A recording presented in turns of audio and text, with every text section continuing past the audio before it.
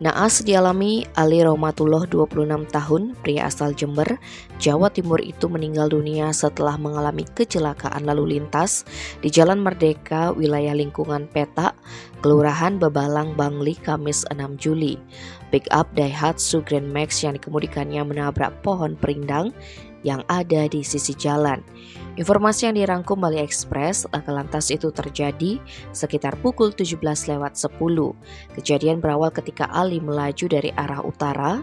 Saat itu hujan deras mengguyur kawasan tersebut yang diduga menyebabkan pandangan pengemudi pick up itu terhalang. Ali disebut-sebut tidak melihat jalur dengan jelas sehingga mobil yang dikemudikan oleng ke kiri lalu menabrak pohon perindang yang berada di bahu jalan sebelah kiri.